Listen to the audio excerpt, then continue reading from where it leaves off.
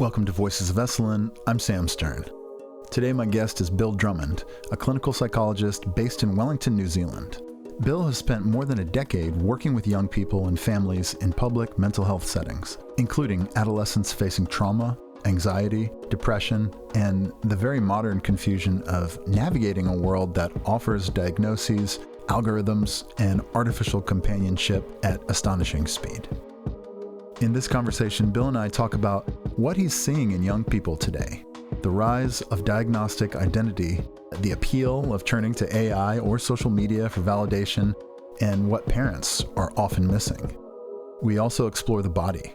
Bill, who practices Brazilian Jiu-Jitsu, brings a somatic sensibility to his clinical work, especially around trauma, with the understanding that the mind is not floating somewhere above the body, but is pulsing through breath, posture, muscle, contact, and presence. Bill, as you'll see, has the rare clinician's gift of being able to hold complexity without hiding behind jargon. I really hope that you'll enjoy this conversation about young people, therapy, parenting, AI, diagnosis, boredom, embodiment, and mostly what it means to be met by another human being with steadiness and care. Bill Drummond, thank you for joining me today. Thank you, Sam. Glad to be here. Tell me about being a therapist for young people. When a young person walks into your office, what might they need help with? Most of my experience has been in what we call CAM services, so child adolescent mental health services. So it's like 0 to 19-year-olds with families as well, with moderate to severe mental health. And a lot of what we're seeing is trauma, intergenerational trauma, a lot of anxiety, a lot of difficulties with mood. But I think what we're seeing increasingly so is people just feeling really disconnected from themselves and from others, like feeling really confused about their own experience and trying to make sense of it. And I think trying to make sense of it so much more through a diagnostic lens, like I have depression, or I have anxiety, I have OCD, and then it's getting much bigger now, like I have multiple personality disorder. I don't want to stigmatize diagnosis. I think it's a wonderful thing in the sense of it can give certainty, it can give relief, it can access supports.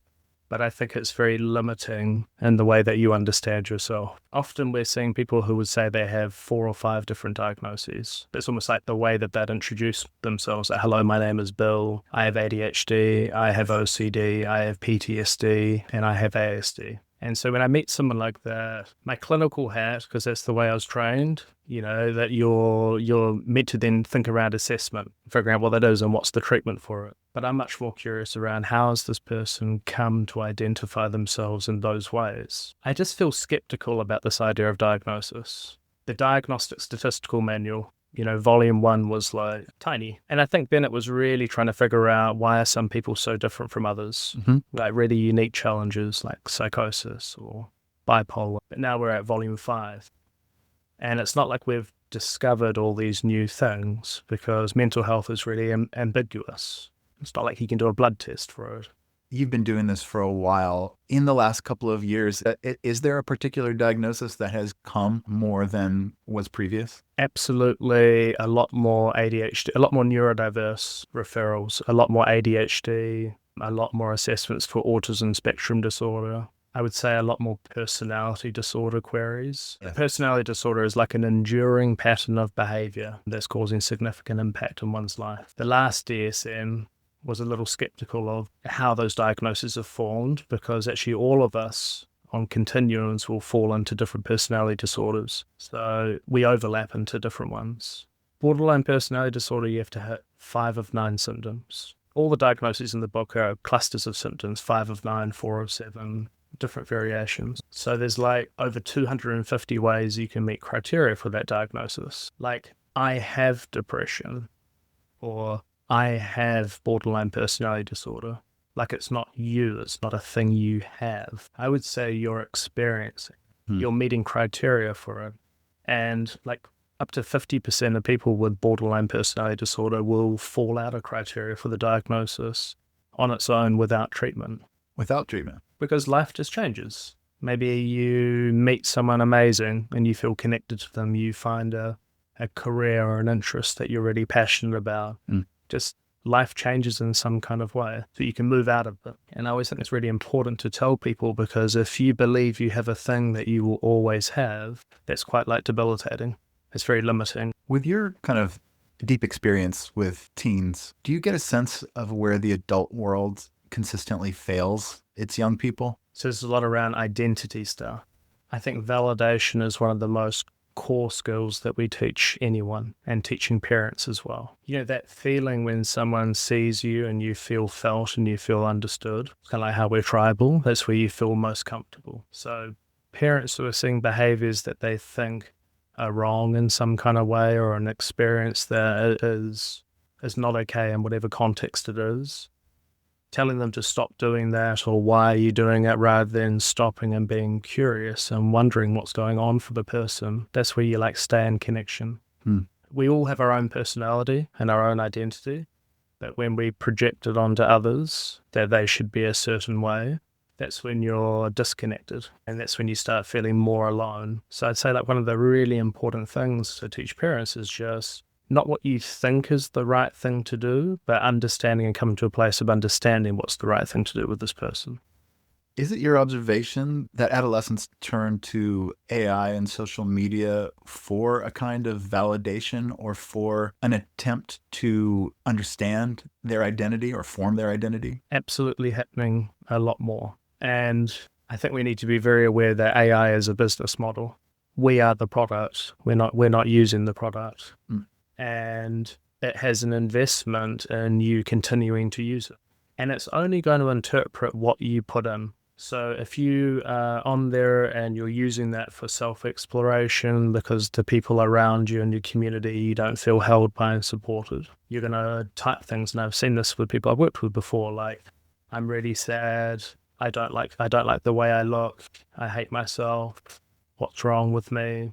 It's going to blast out diagnostic possibilities. And for adolescents, where we have a threat bias, a negative bias, Tottenham has a study of looking at neutral faces, and adolescents will perceive neutral faces as far more negative and threatening than adults or younger children. Your frontal lobes are down for renovation during adolescence. Like infancy, you're running on emotions because you don't need to think and problem solve. That you need to cry and coo and get your needs met. And then you come back online for a while. And then rough numbers, 12 to 25 for males, 12 to 23 for females. Your frontal lobes go back offline and you're running on emotions. Oh, it all makes sense now. Well, we think about that when we look back. Like I did some wild shit when I was a teenager, and I would be a little more thoughtful most of the time now as an adult. So there's a biological thing happening in the brain that we're perceiving threat more, and we're interpreting things in a more negative way. Okay, so these teens they're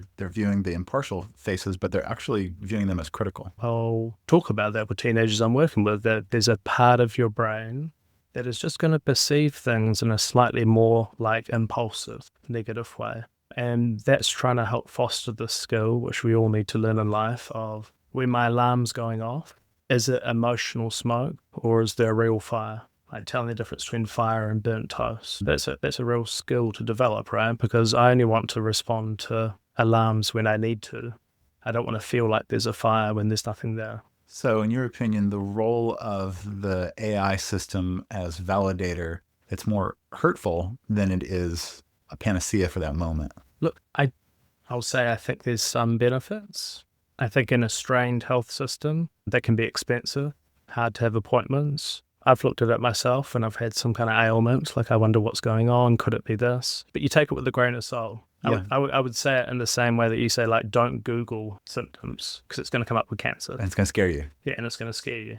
But thinking about that from an adolescent brain, like that cancer thing, that's going to stick out. And so I definitely think people are adopting identities. Whereas before we had tools like AI and Google, we had to sit with curiosity and uncertainty, and we had to figure out over time. But now we're like figuring out in an instant. And then once we are adopting these identities, they become somehow concretized. If it comes up with, I have social anxiety disorder, anytime I feel a bit nervous in a social interaction, like, oh, it must be my anxiety disorder. I mean, what teenager doesn't feel social anxiety? What adult doesn't feel that at times? Right. Right? It's a normal human experience. Mm-hmm. This is the difference between like, I have that or I'm feeling that. Already using those words, I'm feeling that, is defining it as a temporary experience that's going to pass, like all feelings. Yeah.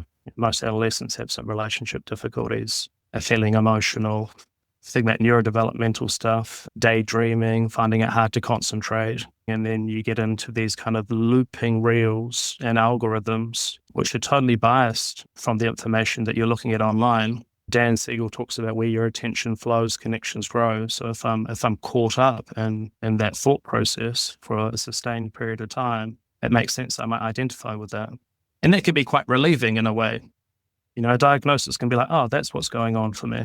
A diagnosis should inform treatment. So it's really helpful if you get a diagnosis of depression and you take that on board in such a way that you feel, oh, okay, I got this. I need to focus on my sleep. I need to focus on my eating. I need to be doing exercise. Well, that's a really helpful use of that diagnosis. But if you're taking it on your own and you're not engaging in treatment, then it's more sort of disabling than enabling. So in a certain sense, do you see that the work that you do within the context of a therapeutic relationship is pushing back against the certainty, the fixedness of identity, or that could have been formed by AI or social media? I think there's elements to that. And then this is where we have to be really careful around the connection we have. When I was doing a presentation actually in a hospital service, I was asking clinicians, when you have a sense that what someone's bringing to you, like their diagnostic concerns, don't fit the picture that you're seeing, would you name that straight away? And people would say no. And it's because it would be very invalidating. Like for all of us, if someone misunderstands me, if someone makes a statement about who I am that doesn't fit how I feel, something about that feels really like prickly. I think you sit with it with curiosity. Polarities exist, opposites that can both be true. I by no means am saying that these experiences you have aren't true. I can see how painful they are for you. I can see you're feeling really anxious. I can see you're feeling really, really upset, like troubled by these things. Things are really hard. And I'm wondering if this could mean something else as well. Could we just like hold that lightly and explore that a little further? Connection, I think, is one of the most important. In fact, it's the biggest predictor of any approach you use in therapy. Is that right? Is the connection that you have with your client. Yeah.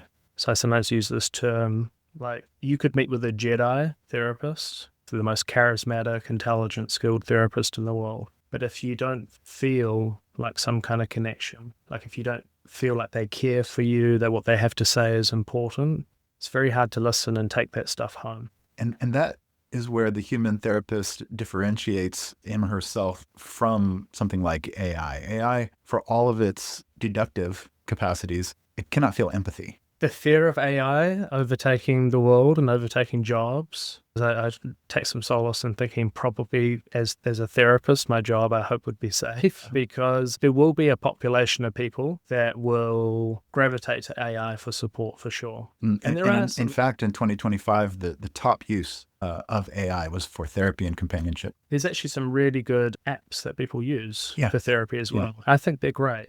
The thing that's undeniable, though, is that any use of AI as a therapist, you know that the person doesn't really care about you.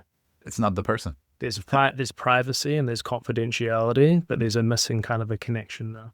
And when we think about trauma in particular, you can't always talk yourself out of trauma. How much depression do you see within the context of your therapeutic practice?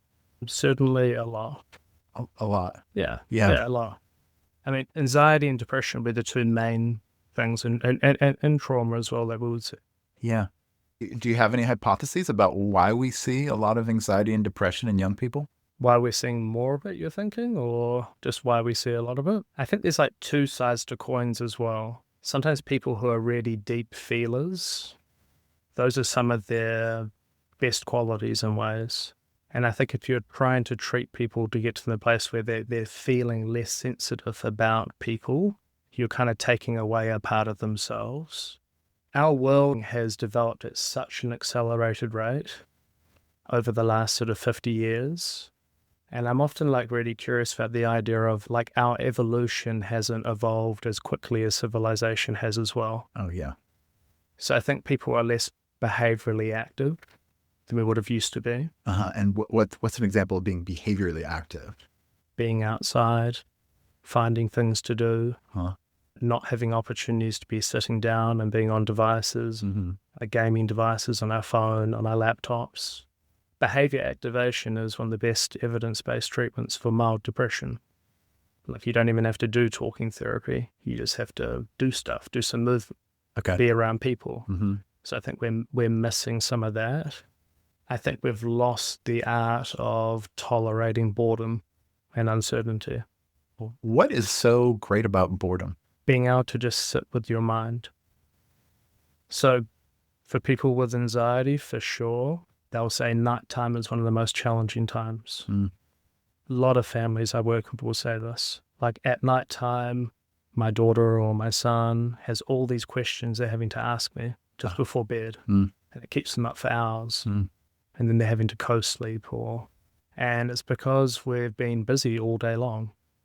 Like, any moment I have a sense of discomfort, I can look at my phone and scroll through some stuff. Like, I can get distracted. Yes. So opportunities to tolerate distress are minimal. And to sit with my thoughts and wonder why I'm thinking that and what that means about me, I can just kind of get rid of it. But then it comes to nighttime and it's kind of like I bottled it all up and then it all comes in. I'm almost imagining that some of the positive effect of sitting in contact with you for an hour might be to have to grapple with a little bit of uncertainty and to not fall into the technological distraction machines that we all have at our fingertips these days. Absolutely. There's a lot of beauty in things like meditation, right? Just sitting with them. But it's a muscle to exercise. Yeah. If we were talking about AI, there's a lot of cognitive offloading with AI. I don't have to think and problem solve, rationalize. I can just figure it out by typing in and getting an answer. We're at risk of losing some of our skills. You're finding answers rather than coming to them yourself. I make it really clear the first session that I'm meeting with someone of this isn't a test as well. You don't have to show up in any kind of way. And at the beginning, we're just going to get to know each other. When you're asked a question, you feel you need to answer it straight away, but you're in the room and you don't have any kind of device to figure it out as well. That can be really uncomfortable. Gosh, yeah. So I think it's a journey of exploration to figure out together. How long do you tend to work with an individual? Some people I would see for 5 sessions, 6 sessions. And I think the longest I've ever seen someone was 2.5 years. But I would say on average, probably 4 months. My dear friend, who's a psychiatrist in the States, he was thinking that the clinic that we work in New Zealand felt like a different approach than the clinic he worked in. And I think there's differences in types of therapies as well. The way that I tend to practice is very goal-oriented. I say to people, here's a dialectic, that I really care about the people that I work with, and I kind of want to see them as little as possible. Not in a way that I want to sprint them through. It's not like fast food therapy. But I will think of it a bit like going to your GP. If they say, I hope to see you next week, that would be a very odd idea. But I think that's already setting the expectation that we're going to be working together. This is like an alliance. We're working together. We're going to be really honest with each other. We're going to be exploring pitfalls, things that are challenging. Where do we want to go with this? Because if I've got a goal in mind, then I'm practicing things to get there as well.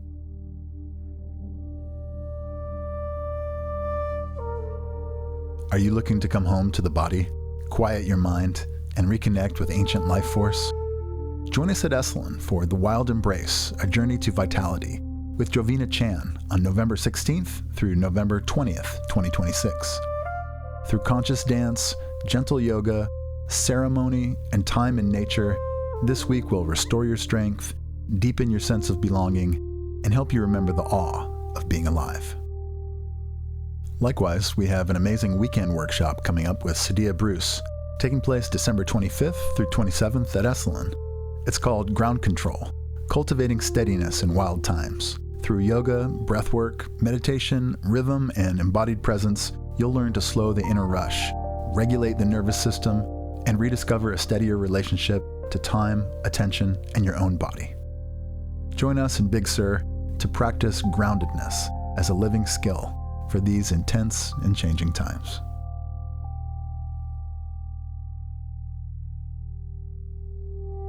I'm curious about your trajectory as a therapist across the last decade. What's an example of a behavior or a technique that you used a lot in the beginning of your work that you feel you have moved on from now?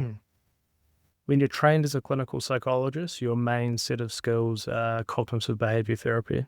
Yeah. That felt like the primary training that you have. Mm-hmm. And then And what does cognitive behavior therapy kind of look like, or what is the base of it? the relationship between your thoughts and your feelings and the impact it has in terms of the outcome. So just a classic example would be, I'm invited to a party, I start feeling anxious. We know our feelings affect our thoughts. When I'm anxious, I have more anxious thoughts. When I feel sad, I have more sad thoughts. When I'm angry, I have more angry thoughts. So I'm invited to a party, I feel anxious about going to the party, and I have a thought like, what if I don't know anyone? What if I freak out? And then the outcome of that is I avoid the party. Mm-hmm. And what my brain learns, not necessarily with conscious awareness, was, thank goodness I didn't go to the party, otherwise something bad would have happened. Staying home saved me from that. But it's a very problem-solving based approach. Okay. Let's identify problems, thoughts that you're having because of feelings, which get in the way of behavior. Let's challenge those, like thinking of cognitive distortions. You're predicting and catastrophizing. You're mind reading. You're guessing what people think. Okay, well, those are false thoughts. Okay, well, now I can challenge those thoughts and I can just go to the party and test the outcome. It feels a little dry for me. That's probably the thing I've steered away from more. There's some usefulness of it, like recognizing the types of thoughts we have in ways, but it's not a useful approach for problems that can't be solved, like grief. Like, that feels like a very invalidating thing to try to challenge the way someone's thinking and feeling about something that's in reality really painful. Relational work works a lot better. How can you tell when progress is being made? What do you see that helps you understand, okay, we're going in the right direction? Some of it would be what we call MSE, like a mental state examination. But just in more simple terms, I think you can just see it in a person. And I'll reflect that to people at times as well. Mm-hmm. And preface with it, hey, this might feel a bit awkward. I know sometimes when people point out how you look and it feels like a little bit like a spotlight, but I'm just noticing you just appear a little more at ease. It feels much easier for us to be talking. Like, your voice just sounds a bit more clear. I'm wondering, have you noticed that at all? So point some of those things out. I'm very keen on giving people skills to take away. I think if I'm not giving people skills to take away, then we're relying on our 1 hour a week, 1 hour out of 168, which is why it's also really important to work with the system, right? So you can be doing therapy the other 167 hours. So some of the progress will be them bringing back work that I've given them to take away. And you can see that they're developing that skill over time because the work they're bringing starts becoming more robust and they're giving feedback around how that's created some kind of change for them. How do you ensure that the therapeutic connection is a stable one, is a useful one within the work that you do? I think it's important to always gently check in with the people I'm working with too. The very first session I have with people, I ask them how they're showing up. How are you showing up today? Is this something that you feel optimistic about? Are there reservations that you have? I think if we don't ask those things really early on, we miss an opportunity. There's probably reasons why there might be doubts or reservations. That's a thing for us to address and to support rather than to shy away from. Because if I feel really confident and safe in the space that I'm going to be in, my defenses are far more down and I'm much more open to receiving. And so if I can see something's activating in some kind of way, I might just slow down and just check on it. Hey, something seemed really troubling there. We can take a moment and we can pause on that. We can come back to it, or do you want to talk about that a little further? I think that's always really important. You want to push a little. Yeah. I think because we're there to grow, but not in a way that the rubber band's going to snap. Yeah. It almost sounds to me like the work that you do on yourself is extraordinarily important for being able to show up as a therapist who can be trusted, who's flexible, who doesn't take their status within the hierarchy as they always have to be the top dog. Self-disclosure is really important too. I think like in that process with someone, if something's become activating, like we're talking about something that might be really heavy in that moment, like a really distressing incident that happened, maybe an incident of violence that occurred, sitting alongside them being like, I can see how heavy that is. I was feeling sad hearing that as well. Can't imagine what that would be like for you. Mm-hmm. It's been like really human and connecting with them too. Mm-hmm. So it's not like I'm the therapist and you're the client. Yeah. Which I think is what I was initially trained in clinical psychology, which I think is so funky. Doesn't make sense to me at all. Because we're just humans trying to figure things out together. What do you do when it feels like the therapeutic connection is not as easy? If it's not coming, if it feels awkward? I would just explore that with them, especially with an adolescent, because there might be some kind of a power imbalance there as well. They might feel reluctant to name that. But if I can see it and I'm ignoring it, it's like an elephant in the room. So I would just gently raise that, like, hey, I know that this can be really difficult at times. A lot of people find this challenging. I don't want to keep jabbing at you without maybe unpacking that a little bit. Mm-hmm. What do you think's going on? Mm-hmm. This seems really uncomfortable. That's what I'm noticing. Is that right for you? Is that what you're noticing too? I think you have to like open the door and invite that conversation. And would that work as a parent too? Or is it more challenging? Well, there's that funny thing how like someone can say the identical thing to someone else, but it will be received by one another because you have your own stories with those people. So not all the time. No, my dad is a therapist. Yeah, I get it. Yeah. And for me as a therapist as well and as a parent, like, challenge too. But it's impossible to take your hat completely off. I can change how I am, but you can't kind of transform into someone completely different. So that's an issue that I have too, is that if something's really hard, I do this in my own relationship as well. When things are really challenging, sometimes I can shift into therapist mode. So I'm like, what do I do now? What do I say? But then I'm not being present.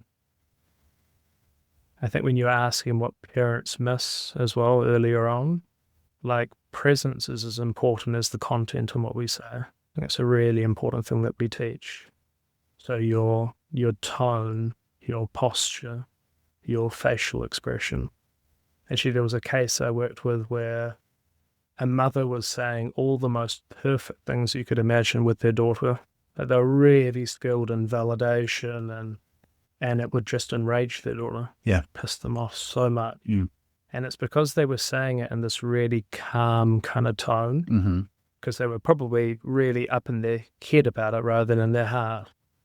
Like, what do I say and how do I say it? But it wasn't being matched to their daughter's feeling. So it felt like disingenuous. Yeah, the daughter wasn't able to find empathy within the delivery method. Yeah, like would say, you don't care. You just don't care, because she would have been feeling it, right? Yeah. So there's a felt sense. So it's not just like the content of your words. If you could teach every parent one sentence to say more often, what would that be? I'm here with you. I know for myself, I put my hand up, I'm an insistent problem solver. And I noticed that being less effective as my daughter, who's 16, started becoming into a teenager. Mm-hmm. And she could catch times that perhaps I'm in a therapy role. It's hard to put that hat off, where I'm trying to figure stuff out and I'm trying to problem solve, and it's missing that quality that I'm just being totally present. The half of our communication is nonverbal. So the presence of how you say things is just as, if not more important than actually just the content of what you're delivering. If there was one sentence you could tell every parent to say less to their kids or their teens, what might that be? Calm down. Calm down. That's a good one. Yeah, calm down. I mean, we can all relate to being told to calm down when we're angry. You almost have an impulsive reaction of don't tell me to calm down. And this is where another word for connection is validation, where you're trying to express whatever you're saying, thinking, feeling, doing, it makes sense in some context. And it's not about whether that's right or wrong. It's right for them in that moment. So you mentioned validation as a core skill.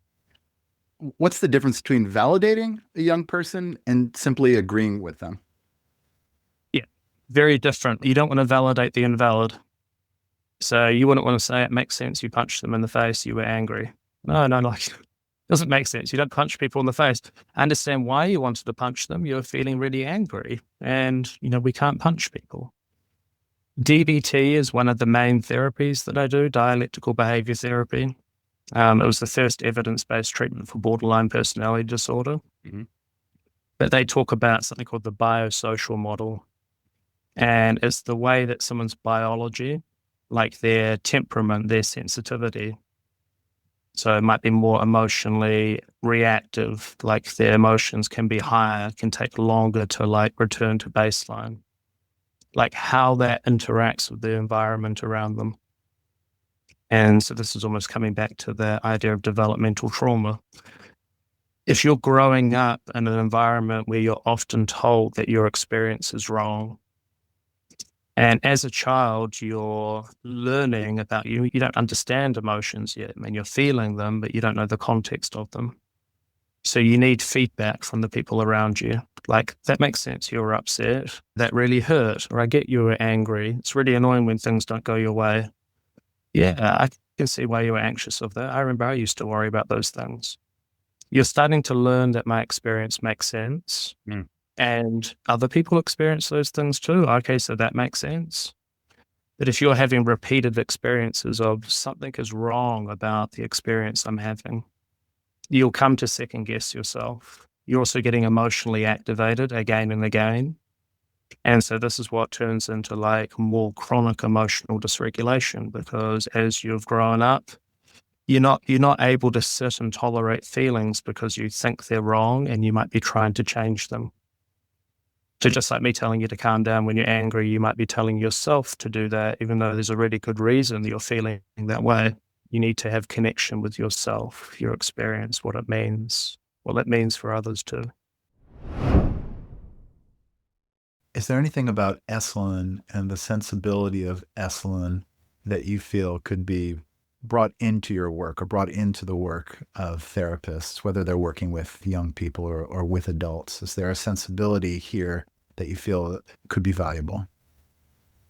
This is a very unique place for sure. It's so much different from New Zealand or anywhere else I've been. I think people are a lot more open and less guarded. I think people are a lot more open-minded in holistic approaches to health as well. There's a lot more somatic practices here. People are willing to be vulnerable and to share. New Zealand in particular, I think, is a very internalizing culture. We've got really high rates of mental health, suicide in New Zealand, because people squash things. They don't talk about things really openly. And so that misses connection, opportunities for connection. Is that men more than women? I'd say men, yeah, we've got higher rates of mental health for suicide around men as well. Mm-hmm. We're very a blokey kind of culture. What's blokey? I grew up in that in a way, rugby. Played rugby for 32 years from the age of 4. Very just man up, don't be a wuss. Yeah. Harden up, brush it off. Mm-hmm. We're having a hypermasculinity issue over here too. Yeah, my job, interesting enough, when I was playing rugby, sometimes people would kind of laugh about my job, thinking you're talking about feelings and stuff like that. I was like, but the truth is they have them as well. They're just not saying them. Yeah. So I wish we brought some of that more heartfelt sense into things, more openness. And how important is the role of the body? I'm thinking about this from an Esalen perspective, where Esalen has kind of always insisted that the body is that's where the truth lies. That's the site of knowing. And it's not just a vehicle for the mind. So body stuff is really important. Presence is an idea that's not about language. Somatic practices are really important. Actually, at Esalen, I did a presentation on Brazilian Jiu-Jitsu and trauma. It's something I'm very passionate about. I've done it for about 11 or 12 years now. And interesting questions were fired because obviously a combat sport could be very activating. So you need to prepare what you're going into. But it's this feeling of being in situations that elicit stress and elicit feelings of helplessness and being under constraint, like being held down, that you have permission to tap. And tap is just the universal communication for stopping. So you're safe in the presence of danger. You're being activated whilst problem solving and coming back online again and again and again. So you're coming to learn that discomfort isn't dangerous in all the ways when there's an absence of danger, that you have some control because you're practicing breathing and you're practicing problem solving even when you're under stress. And so there's lots of evidence base, obviously, for somatic practices where you're eliciting physical experiences, but in a safe environment where you're under control when you're feeling in less control. So I believe that stuff's really important. I really appreciate this opportunity. I hope you picked up on the feeling, because it's very true. I'm very passionate about my work and I love what I do. And if people ever reach out to me, it's not a bother. It makes me excited that they're getting something from this, and I'd feel really passionate to help. So if anyone ever wanted to reach out to me, my email is bill@wholeself.health, and I have a website as well, Whole Self Coaching. I'd love to hear from people if they ever wanted to reach out, if they had questions or if they're wanting support. Bill Drummond, thank you so much for joining us today on Voices of Esalen. Thank you so much, Sam. Thank you, man.